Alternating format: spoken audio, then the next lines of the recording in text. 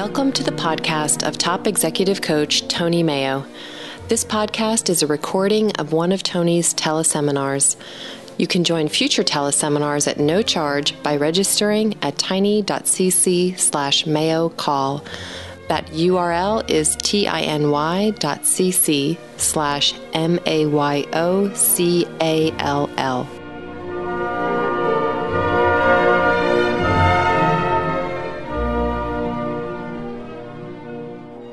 Well, good morning, everyone. Today's teleseminar is a follow-on to our conversation last time about the 5 components of trust.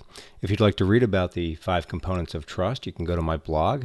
Here's the short URL. Just type into your browser tinycc/totrust. That's TINY.cc/2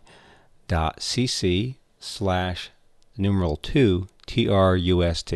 No .com. No www, just tinycc/totrust. A topic that often comes up when I facilitate work groups and executive offsites is integrity. Often this comes up around the simple procedure of getting to the meeting on time or returning from breaks on time. Meetings are part of groups. Getting people together in the same place at the same time is sort of fundamental to getting things done. And I'm a great believer in being on time. I generally operate on what I call Vince Lombardi time. That is, if you're not 15 minutes early, you're late. But not everyone operates on this method, as you may have noticed. And when people come to meetings late or unprepared or step out of the meeting, often the conversation turns to consequences. Work groups, virtually everyone I've facilitated at some point asks me, what consequences do you suggest for people who don't come to the meetings on time or at all?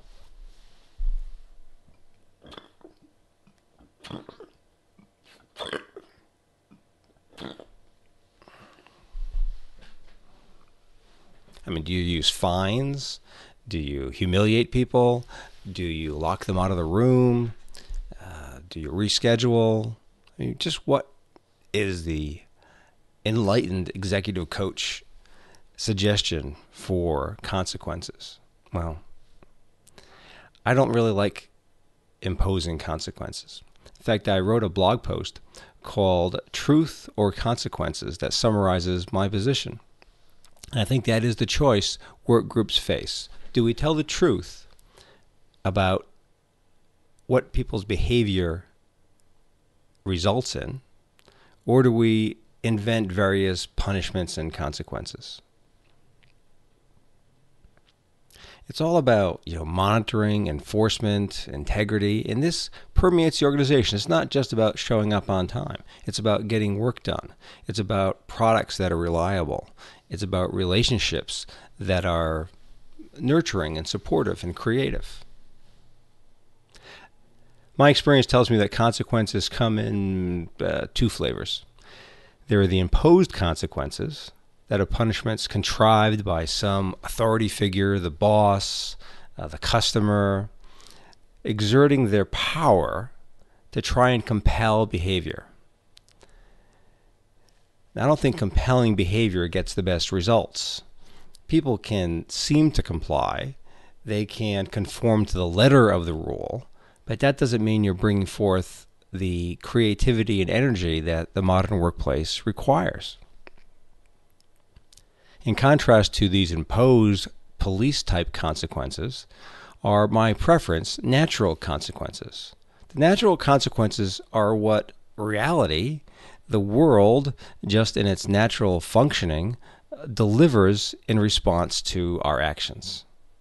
For instance, if I take away my son's iPod or Xbox privileges because he didn't practice his cello on a regular basis, I, as the parent, as the authority figure, as the person with the power over the resources he wants, have imposed a consequence. But if he doesn't practice, doesn't keep his skills up to a performance level, and then during a concert makes errors, his colleagues in the quartet may not ask him back to future performances.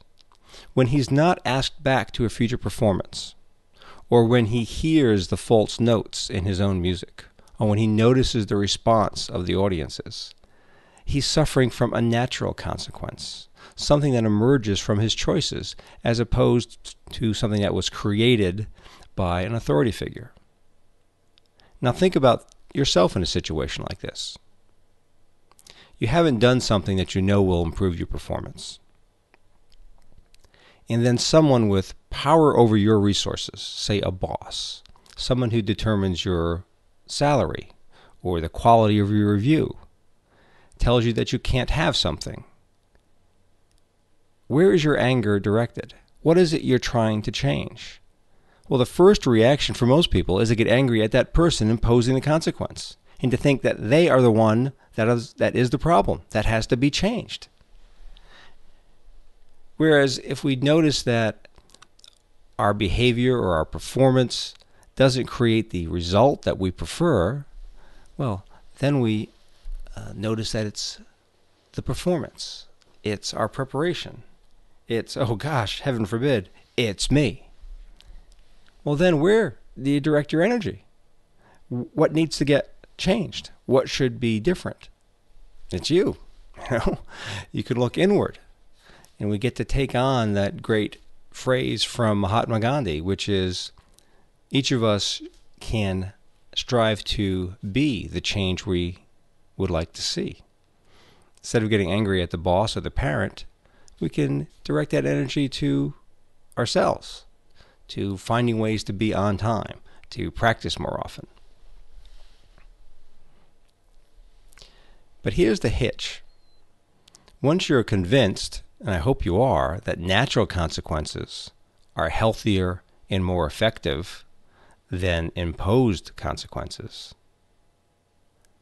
the hitch is a lot of our business culture is set up to insulate people from the natural consequences of their choices. We're not telling the truth about what happens to us when people don't do what they said they would do. Now, if I accuse us systematically of lying, of not telling the truth, that's a pretty bold claim. So let me give you some examples that you might be able to relate to.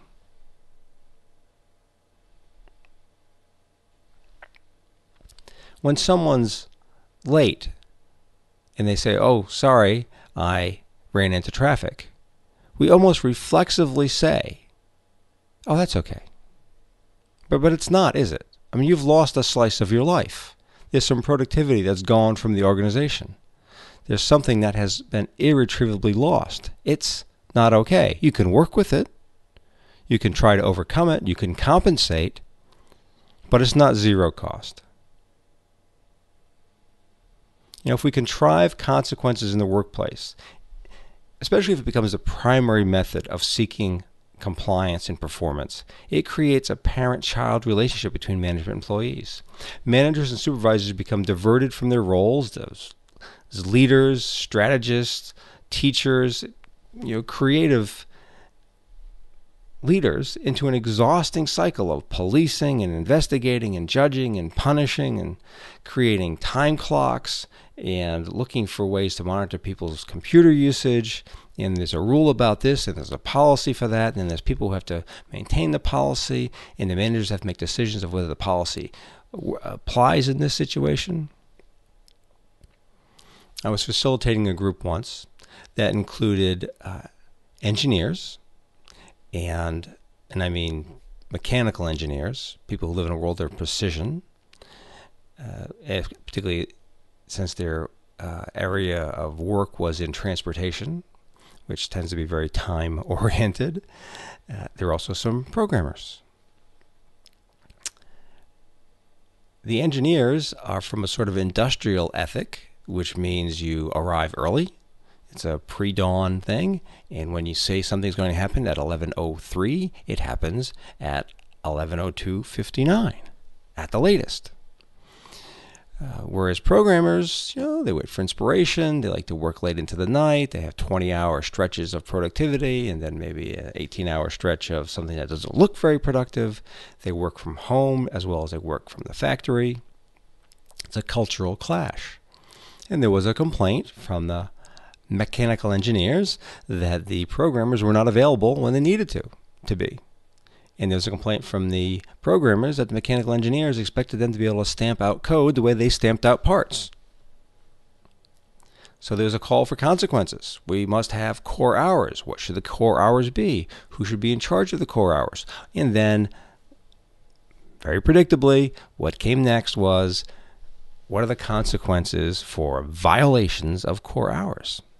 What I encouraged them to do was to have a few of the mechanical engineers sit down with a few of the programmers and work out exactly what the mechanical engineers needed from the programmers and when. Instead of creating a bunch of rules, a bunch of core hours and times and attendance requirements like kindergarten, let's find out what you actually need. Well, it emerged very quickly that what the engineers sometimes needed in response to a client requirement was a programmer to tell them the status of a project and maybe accelerate their project slightly. And they need to know this within 2 hours. Oh. All the programmers agreed that they would respond within 2 hours to any request from the engineers, wherever they were. If they were working at home, they would be reachable.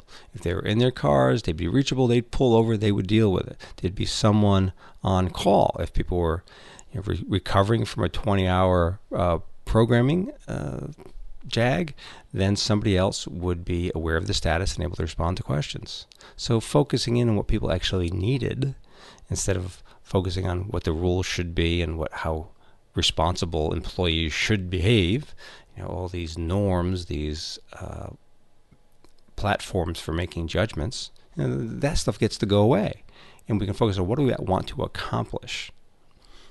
But the key, the entry point to this conversation was telling the truth about what you need, about what actually matters. So all this time and energy that goes into monitoring, cross-checking, and surveillance can go into actually creating the products, serving the customer, and understanding your employees. The other thing you avoid is employees that take on this role of deceitful, boundary-pushing adolescents, people punching in and out for each other, people who are covering for each other. Because if you put on consequences that seem unfair or undoable, then people will start to conspire against you. It just comes naturally to us. And if you quickly find out that you no longer have a team, you have a struggle.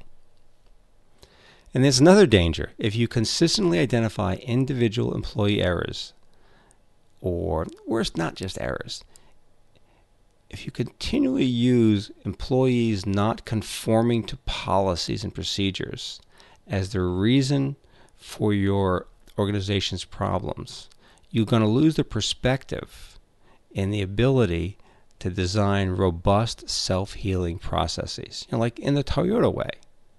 In the Toyota way, they don't just solve the problem. They want to look at the problem behind the problem. If a certain part is being scratched on installation, let's find out what's going on. Well, it's a certain machine that hits that part when it's installing another part. Well, why does it hit that part? Well, it's got a vibration problem. Why is there a vibration problem? Well, let's look at the design of that machine so it can be done in a way that doesn't create so much excess energy so that you have vibration and have it going out of spec and beyond that. Whereas a typical response would be, well, where scratches are not allowed. Find out who's installing that part or who's making the scratch, and let's punish them. Tell them don't do any more scratches. Let's outlaw bad weather. Let's have a rule against that. And you see this frequently in the political process. Something unwanted happens, and we think there must be a rule for this. Well, maybe not. Maybe certain things don't respond to law or policy or punishment. Let's dig in and say, well, if this is the way people behave, can we change the structure so that the behavior doesn't go in that direction? Instead of trying to create perfect people, let's create a structure that works with the people we have. But back to the idea of natural versus imposed consequences. Why is it natural consequences so often seem inadequate to bring out the required behavior? Well, I say it's because we actively undermine the effectiveness of natural consequences. As I said, when someone's late, we reflexively say, that's okay. When a deliverable's not exactly what we need, we just fix it ourselves. When a team member fails to show up, we just go on without them. We tolerate poor performance. In fact, we expect it. We cover for the failures of our coworkers. And here's the ugly secret. We take some satisfaction in witnessing other people's failures because it lets us feel superior. Everyone knows that the person pointing out the errors and imposing the punishment is the one who's in charge. It's the parent. Think about it. What's the first word a human being understands? Not the first one they can say. The first word a human understands, the one we find it so important to teach our children right away for their own good. No. We teach children to understand when we say no. I had a dramatic demonstration of this when my son was very young. I had him on the changing table. I was new at this changing business, and I didn't have a clean diaper ready. I took off one diaper. He stood up, started to use the crib as a diaper. And I said, no! And he stopped. Learned something. He may not be able to talk, but he understands what no means, and he has control over his urine flow. Well, think about this. This is our introduction to language, and to a large degree our introduction to relationships. What are we learning when our parents teach us the meaning of the word no? We learn three things that we often carry through life that control our behavior even though we wish it didn't. A little bit of consciousness might help us to avoid having these three early learnings determine a lot of our behavior. What are the three things? The first is, there's something wrong. The second is, not only is there something wrong, it's me. And the third one is, whoever points out what's wrong with me is a very, very important person. It's our parent, the giver of life, the person on whom we literally depend for everything. Warmth, food, comfort. We don't live without this person. If that person tells us there's something wrong and it's me, that becomes my top priority. And we get triggered into this all the time. Bosses tell us what's wrong with us, and we figure this is something I've got to deal with. This is important. They get to be the parent, I get to be the child. Sometimes we get to be the adolescent and start our scheming and our boundary pushing. Fall into these old patterns. Tony Mayo's theory of human development is that from the time we get language, 2-3 years old, through about the mid-20s, our primary job is to figure out what the rules are in this place we've arrived in. We've arrived in this place that was going before we got here. And we have to figure out how to get along. First, we've got to survive.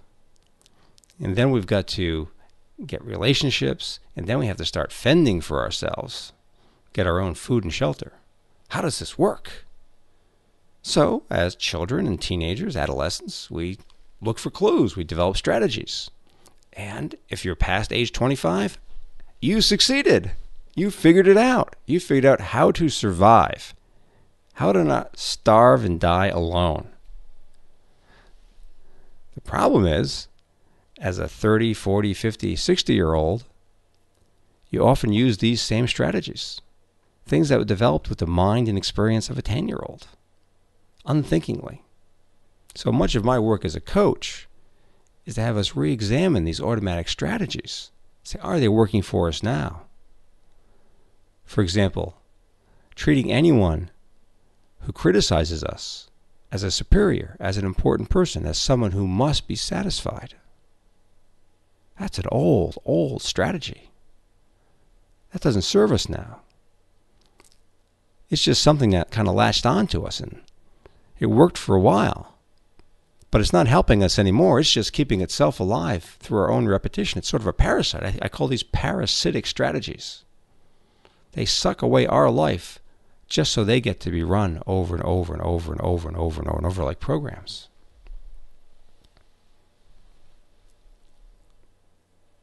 So this is a trap we fall into because we try to grab the other role. Well, we figure out that the parent, the person pointing out the problems, who knows how it should go, who knows what's wrong with everyone else, that's the important person. So let's be hypercritical. This is what bosses do, right? It's a boss's job. Here's the ugly little secret. Here's the hook. Here's what people fall into, especially new supervisors.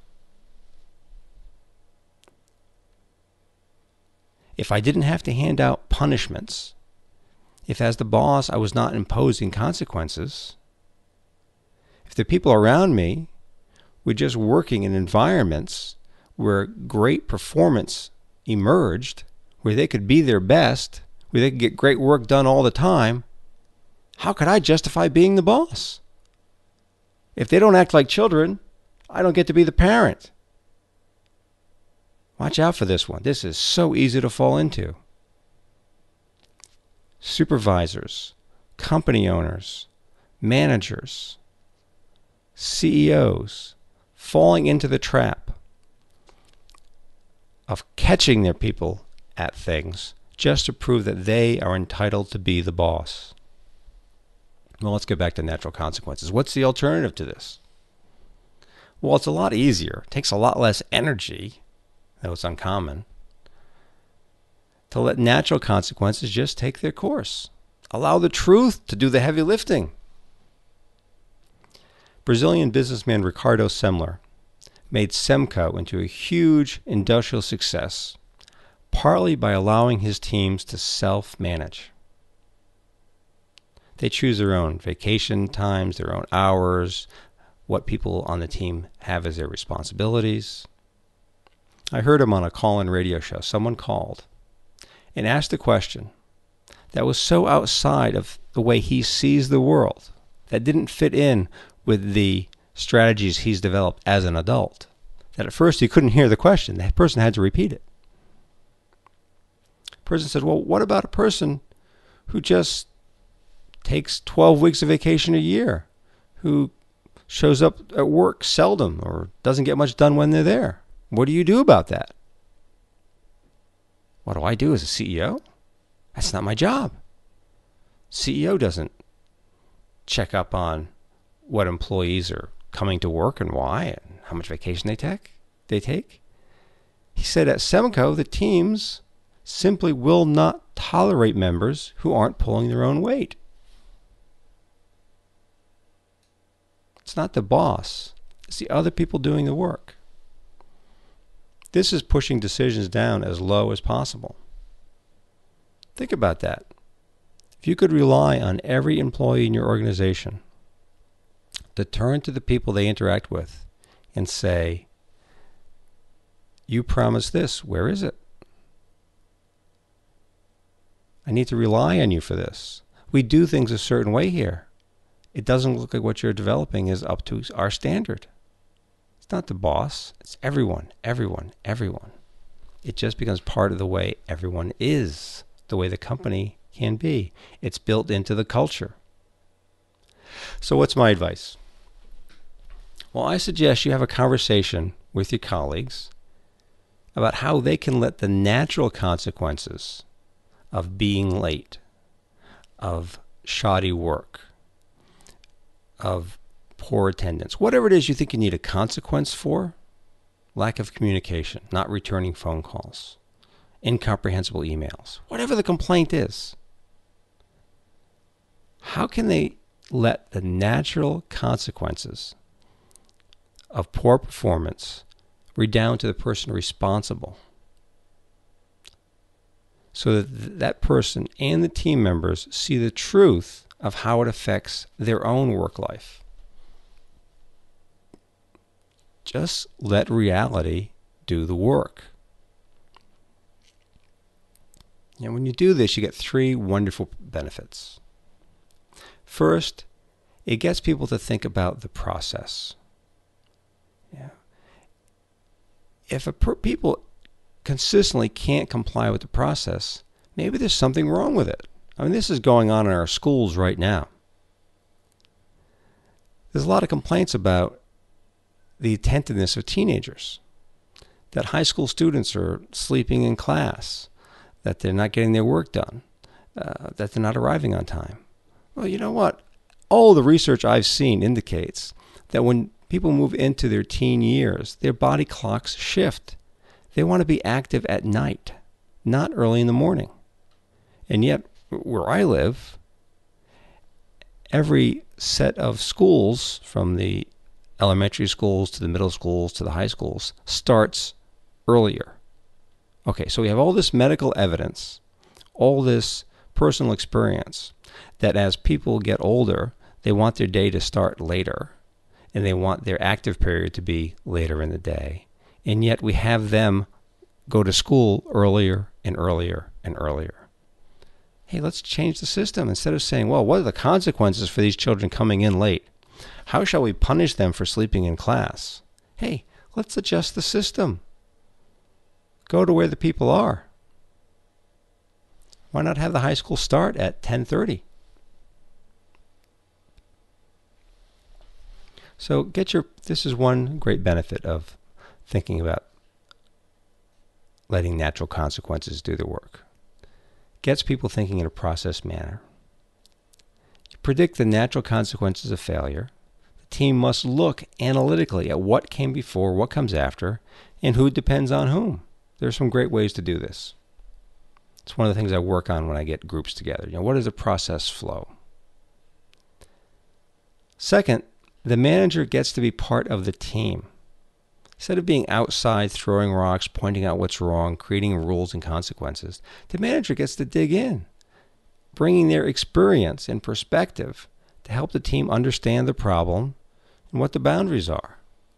Often the team members don't have the manager's information about what's going on in the larger organization, or what customers are saying, or what the resource constrictions are. Get in there, work with them on the process instead of trying to fix your people. One of the smartest things I ever heard from a speaker was someone who said, it's a lot easier to recruit for behavior than to alter behavior.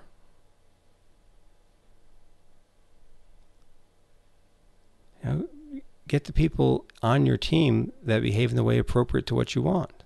And if they don't, hey, there's probably a better place for them. Trying to change people is a losing game. Let's alter the process. Let's alter the mix of the people that we have there, rather than becoming amateur psychologists and workplace parents trying to change people. And third, looking at natural consequences lets people get clear about the natural consequences of outstanding performance too. We've talked about the downsides and the non-compliance. What about the natural consequences of being fantastic, of being very prompt, of being very reliable, of turning in work that meets or exceeds the standard? What does that mean? Do you have a work environment where that just doesn't matter? That the person who's exceptional, who's early, who's complete, who's creative, doesn't get any natural consequences from that? That's a hard thing for a manager to look at. But once you get people thinking in a process manner, and the manager gets on the team working on that process, and people get clear about the natural consequences of failure as well as success, well, that creates a natural intrinsic motivation. Sometimes people ask me, are you a motivational speaker? I say, no, I'm not very motivational at all. But I don't think you need a motivational speaker. You don't need to have someone come in rah-rah and give them aphorisms and jump up and down and clap their hands and sing songs.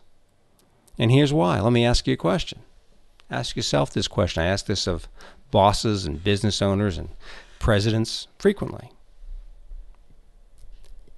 Did you ever hire someone who on the day you hired them wasn't motivated? I said, of course not. That'd be crazy. I said, so everybody here, when they started the job, when they showed up the first day, was highly motivated? He said, oh yeah, these people, we don't hire anybody unless they really want the job. I said, that's great. But now you think you need a motivational speaker. People aren't motivated. He said, that's right. Yeah. You need to get more motivation. I said, well, if everybody was motivated when they arrived and now they're not, what are you doing to them?